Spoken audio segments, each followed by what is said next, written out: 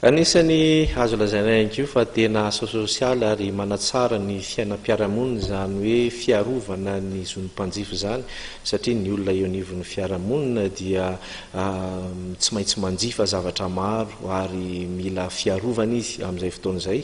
Nanamarika ny andro iraisam-pirenena ho amin'ny fiarovana ny zon'ny mpanjifa zareo tany Mahajanga tamin'ny sabotsy teo ary anisan'ny tena zava-dehibe ny marian'ny lehiben'ny faritra Saïd Ahmad Jafar izany hoe mbola any ambohaka ny ankizy dia efa azo lazaina fa mpanjifa mandra-pahafatiny.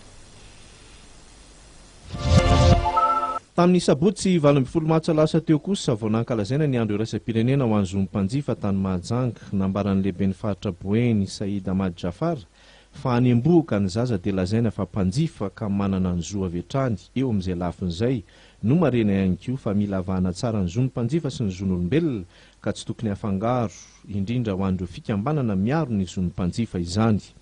Raha jerena amin'ny lalàna, raha jerena amin'ny dictionnaire, ny mpanjifa dia manomboka amin'ny zaza mbola atao kibo ny ray aman-dreny fa mpanjifa izy satria misotro mahazo trikaina izay omeny ray aman-dreny.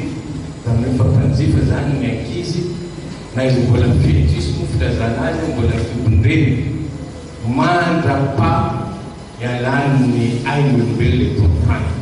Ny faharomanaraka an'izany tsara ihany apetraka ho an'ny tokona andraikitra na mpanjakana zany na olotsotra tokony hahafantatra an'izay ny limite eo amin'ny antsoina hoe association des droits des consommateurs sy ny association des droits de l'homme. Mety miteny anareo amin'ny association de l'homme mety tafiditra anaty miaro droit de l'homme ny d'accord za fa na izany zany misy limite.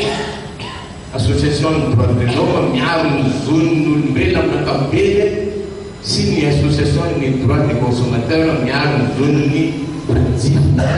Adievitra sy fifanakalozana no nanohizana fankalazana zay natrehny ben'ny tanàna ary ny prefet ny Mahajanga.